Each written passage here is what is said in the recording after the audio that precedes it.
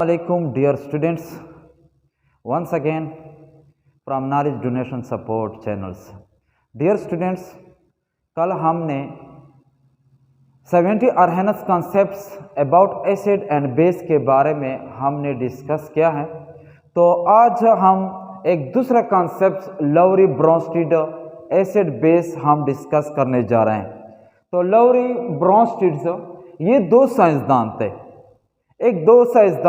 और उसने एसिड और बेस को इंडिपेंडेंटली प्रपोज किया है। उस कंसेप्ट के मुताबिक कि एसिड आर दो substance which donates proton and base are those substance which accept protons. So now let's start their definitions. Two scientists ये थ्योरी 1923 में इन दो साइंसदानों ने पेश किया था। टू साइंटिस्ट, एक होता है ये इंग्लिश केमिस्ट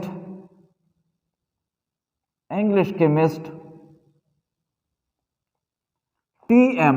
लौरी,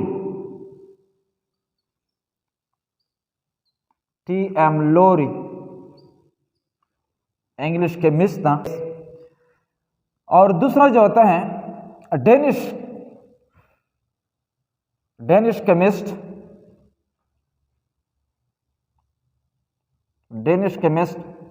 ब्रोंस्टीड।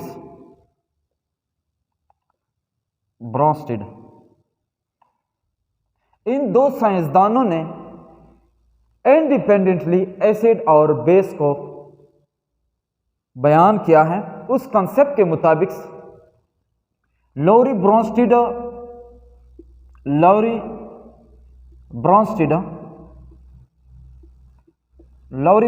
कंसेप्ट के मुताबिक acids are those substance, lowry are those species, acid are those species। यहाँ पे स्पीशीज का मकसद ये होता है एटम्स, आयंस एंड मॉलिक्यूल की तरफ इशारा है। दो स्पीशीज which donates protons,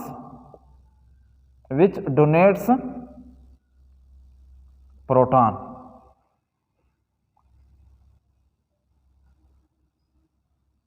तो इसको हम नाम देते हैं लौरी ब्रोंस्टीड acid. Lorry ब्रोंस्टीड base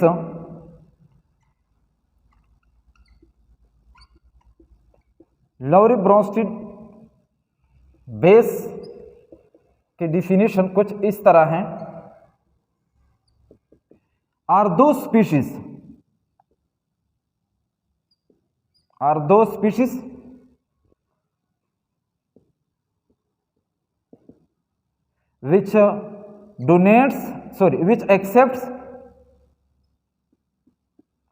which accept or tend to accept protons,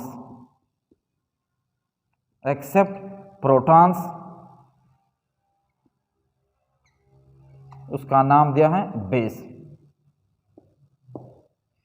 यानी लौरी ब्रोंस्टीड एसिड और बेस की डिफिनीशन कुछ इस तरह बयान किया कि एसिड्स वो स्पीशीज होता है। स्पीशीज का यहाँ पे मुराद है एटम भी हो सकता है, आयंस भी हो सकते हैं, मॉलिक्यूल भी हो सकते हैं। वो स्पीशीज होता है विच डोनेट्स और टेंड टू डोनेट्स प्रोटॉन्स, उसका नाम दिया है एसिड्स। और बेस को इस तरह बयान किया है कि base are those species which accept और tend to accept protons are known as base. तो ये लौरी ब्रोंस्टीड एसिड और बेस उसने इस तरह बयान किया। अब सवाल पैदा होते हैं कि यहां पे प्रोटॉन का क्या मकसद है। प्रोटॉन्स देखिए, हमें पता है कि एक एटम के अंदर एक एटम 3 बुनियादी पार्टिकल पे मुश्तमिल होते हैं, जिसमें इलेक्ट्रॉन्स जो सर्कल ऑर्बिट्स या शेल्स में क्या करते हैं, रिवोल्यूशन करते हैं। और दो जो पार्टिकल, बुनियादी पार्टिकल प्रोटॉन और न्यूट्रॉन, ये एटम के न्यूक्लियस में मौजूद होते हैं। तो अब हम इस प्रोटॉन को बयान करने जा रहे हैं। देखिए, हम हाइड्रोजन एटम लेते हैं, हाइड्रोजन एटम्स, हाइड्रोजन आइसोटोप में से हम प्रोटियम लेते हैं। हाइड्रोजन आइसोटोप्स में से हम क्या करते हैं, प्रोटियम लेते हैं, जिसमें एक प्रोटॉन्स और एक इलेक्ट्रॉन होता है। हाइड्रोजन एटम प्रोटियम्स, इसमें एक इलेक्ट्रॉन और एक प्रोटॉन होते हैं, उसका एटॉमिक नंबर 1 होता है, इसका एटॉमिक मास भी 1 होता है। अब देखें, अब इन दोनों का तादाद सेम होता है, यानी इलेक्ट्रॉन भी एक होता है, प्रोटॉन भी एक होता है। इलेक्ट्रॉन पे जितनी चार्ज होते हैं उतनी चार्ज प्रोटॉन पे होते हैं। इसी वजह से प्रोटियम क्या होता है, न्यूट्रल होता है। अब अगर ये इलेक्ट्रॉन्स प्रोटियम में से लॉस हो जाए तो कौन सी चार्ज मौजूद होगी, प्रोटॉन्स, और इलेक्ट्रॉन्स क्या होता है, लॉस हो जाए।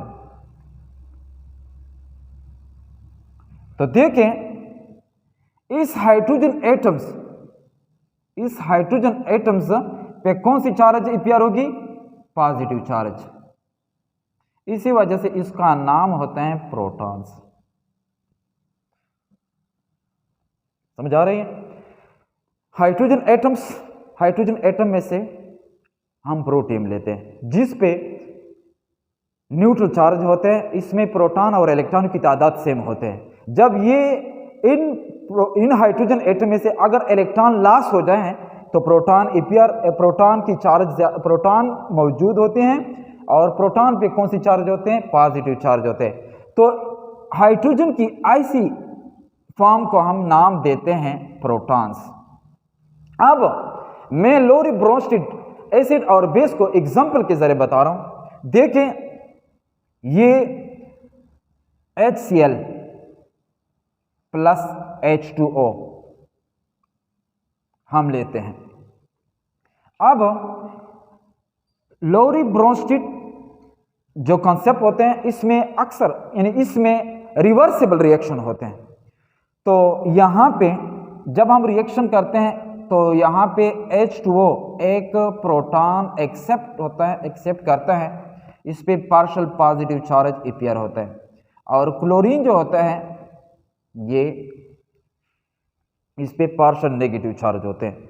तो यहाँ पे HCl जो होते हैं ये एज ए एसिड काम करता है, और वाटर जो होते हैं एज ए बेस काम करते हैं according to Lowry Bronsted concept. Why? Because क्योंकि यहाँ पे HCl ने एक प्रोटॉन वाटर को डिनोट किया है, यानी दिया है, इसी वजह से वाटर ने एक प्रोटॉन को एक्सेप्ट किया। पहले वाटर जो होते ये 2 थे, यानी 2 हाइड्रोजन और 1 ऑक्सीजन थे। अब HCl से एक प्रोटॉन एक्सेप्ट किया, तो इसी वजह से इनकी तादाद 3 हो चुके हैं, और ऑक्सीजन वही 1 है। तो इसी वजह से यहाँ पे HCl जो होते हैं एसिड होते हैं, वाटर जो होते हैं ये बेस होते हैं। तो हम एक दूसरा एग्जाम्पल भी लिखते हैं। देखें, ये NH3 प्लस H2O, जब ये आपस में अमल करते हैं तो इनसे बनते हैं NH4 ammonium ions plus OH negative ions, hydroxide ion. तो इसका मकसद ये होता है कि यहाँ पे अमोनिया जो होते हैं ये बेस होता है। क्यों? क्योंकि उसने वाटर से एक प्रोटॉन एक्सेप्ट किया है, और वाटर जो होते हैं यहाँ पे वाटर एज ए एसिड काम करता है, क्योंकि उसने एक प्रोटॉन अमोनिया को डिनोट किया है। तो इसी वजह से ये अमोनियम आयंस और हाइड्रोक्साइड आयन इन दोनों स्पीशीज की अमल से बनता है। तो ये लोरी ब्रोंस्टेड एसिड बेस का नजरिया है कि हर वो चीज जो प्रोटॉन देता है या देने की कोशिश करते हैं तो उसका नाम होता है एसिड्स, और जो सब्सटेंस, जो स्पीशीज प्रोटॉन लेता है, प्रोटॉन एक्सेप्ट करते हैं या प्रोटॉन एक्सेप्ट करने की कोशिश करते हैं, तो इसका नाम होता है बेस। तो ये लोरी ब्रोंस्टेड एसिड और बेस का कंसेप्ट से। अब एक होते हैं कॉन्जुगेट एसिड और कॉन्जुगेट बेस। कॉन्जुगेट एसिड क्या होता है, कॉन्जुगेट बेस क्या होता है? देखिए यहाँ पे H3O हाइड्रोनियम आयंस, इसको हम नाम देते हैं कॉन्जुगेट एसिड्स, इसको नाम देते हैं कॉन्जुगेट एसिड्स। क्यों? क्योंकि इनके पास हाइड्रोजन आयंस ज्यादा होते हैं, इनके पास प्रोटॉन की तादाद ज्यादा होते हैं और उनको हम कहते हैं कॉन्जुगेट बेस। कॉन्जुगेट बेस क्यों? क्योंकि ये H3O हाइड्रोनियम आयन से प्रोटॉन एक्सेप्ट करने की सलाहियत रखते हैं। इसी वजह से इन दोनों रिएक्टेंट, इन दोनों स्पीशीज की अमल से दोबारा ये एसिड्स और बेस बनते हैं, यानी इन दोनों केमिकल स्पीशीज की अमल से वाटर और HCl बनते हैं।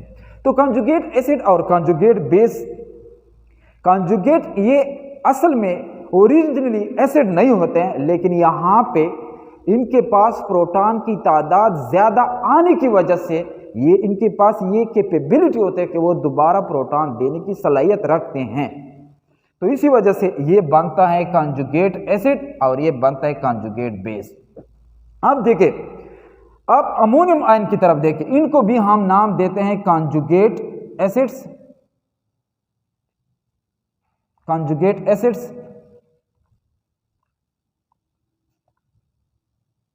कॉन्जुगेट एसिड्स, और उनका नाम देते हैं कॉन्जुगेट बेस। क्यों? क्योंकि अमोनियम आयंस के पास हाइड्रोजन आयंस या प्रोटॉन की तादाद ज्यादा होते हैं। जब ये हाइड्रोक्साइड आयन के साथ अमल करते हैं तो दोबारा इनसे अमोनिया और वाटर बनते हैं। क्यों? क्योंकि इनके पास प्रोटॉन की तादाद ज़्यादा होती है, वो दोबारा देने की सलाहियत रखते हैं। इसी वजह से ये ओरिजिनली एसिड नहीं होते हैं, लेकिन प्रोटॉन की तादाद ज़्यादा होने की वजह से इनके पास ये कैपेबिलिटी होती है कि वो दोबारा प्रोटॉन दे सकते हैं। इसी वजह से उनका नाम होते हैं कॉन्जुगेट एसिड्स और ये होते हैं कॉन्जुगेट बेस। कॉन्जुगेट बेस क्यों? क्योंकि ये अमोनियम आयन से दोबारा प्रोटॉन एक्सेप्ट करने की कैपेबिलिटी होता है, सलाहियत रखते हैं। तो इसी वजह से इन दोनों की अमल से दोबारा वाटर भी बनते हैं और अमोनिया भी बनते हैं। तो ये था Lowry Bronsted concept about acid and base. अब एक दूसरा टॉपिक है इनसे related, amphoteric substance. Amphoteric substance क्या होता है? मैं यहां पे लिखता हूं एम्फोटेरिक्स,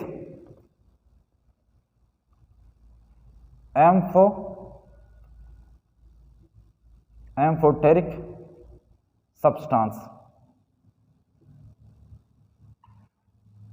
एम्फोटेरिक्स ये वर्ड्स एम्फीबियन से डिराइव हो चुके हैं और एम्फीबियन बायो वाले अच्छी तरह जानते हैं कि amphibians are those animal which live both in land as well as in waters. यानी एम्फीबियन वो जानवर होते हैं जो दो प्रॉपर्टीज रखते हैं, ये पानी में भी रह सकते हैं और खुश्की में भी रह सकते हैं। एग्जाम्पल के थ्रू मैं बता रहा हूँ, ये फ्रॉग, मेंढक, ये क्या होते हैं?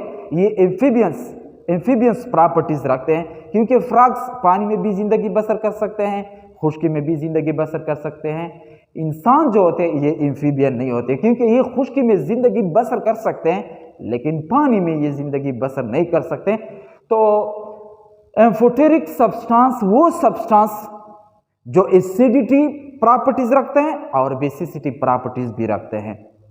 यानी एम्फोटेरिक सब्सटेंस आर दो substance which having the properties of both as acid as well as base। अब मैं एग्जांपल के जरिए बता रहा हूं। अब देखिए यहां पे वाटर जो होते हैं ये HCl से प्रोटॉन एक्सेप्ट करते हैं, इनसे बनता है H3O।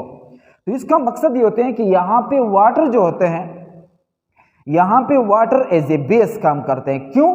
क्योंकि ये एक प्रोटॉन एक्सेप्ट करते हैं, तो इसका मकसद ये होता है यहाँ पे बेस काम करते हैं। अब देखिए दूसरे एग्जांपल में ये NH3 प्लस H2O। अब ये वाटर जो होते हैं ये एज ए एसिड काम करते हैं। क्यों? क्योंकि इनके पास ये कैपेबिलिटी होते हैं कि वो प्रोटॉन अमोनिया को देने की सलाहियत रखते हैं। तो इन दो मिसालों में वाटर जो होते हैं ये एम्फोटेरिक सब्सटेंस होते हैं। तो एम्फोटेरिक सब्सटेंस आर दो substance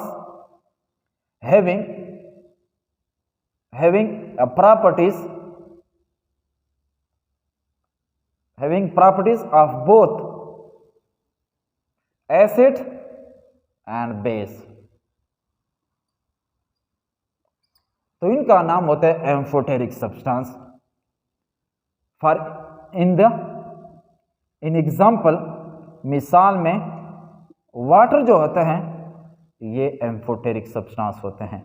water is amphoteric substance होता है, एम्फोटेरिक सब्सटेंस होता है। तो एम्फोटेरिक सब्सटेंस का एग्जाम्पल मैं एक और भी बता रहा हूं। आप लोगों ने खच्चर का नाम सुना होगा, जो अक्सर फौजी नौजवान इस्तेमाल करते हैं पहाड़ों के इलाकों में किसी चीज़ को क्या करते हैं यहाँ ले जाने के लिए। तो खच्चर जो होते हैं इट इज़ द हाइब्रिड्स, यानी ये खच्चर जो होते हैं it is made up by the combination of donkey as well as horse, यानी ये डंकी और हॉर्स के मिलाप से बनते हैं। इसका मकसद है, अब अगर हम खच्चर को अच्छी तरह देख लें तो इनमें दोनों की प्रॉपर्टीज होती हैं। इनमें घोड़े की प्रॉपर्टीज भी होती हैं और गद्दे की प्रॉपर्टीज भी होती हैं। तो ये मैंने इसी वजह से ये एग्जांपल बताया कि ये प्रैक्टिकली हम क्या करते हैं देखते हैं। तो केमिस्ट्री में खच्चर मच्छर नहीं है, इसी वजह से ये तो आपकी पॉइंट की क्लियर करने के लिए मैंने एग्जांपल दिया है। तो हर वो चीज़ जो एसिड की प्रॉपर्टीज भी रखते हैं, बेस की प्रॉपर्टीज रखते हैं, तो ऐसी सब्सटेंस को हम नाम देते हैं एम्फोटेरिक्स। इंशाल्लाह नेक्स्ट वीडियो में हम लिविस कॉन्सेप्ट के बारे में हम पढ़ेंगे। Thank you for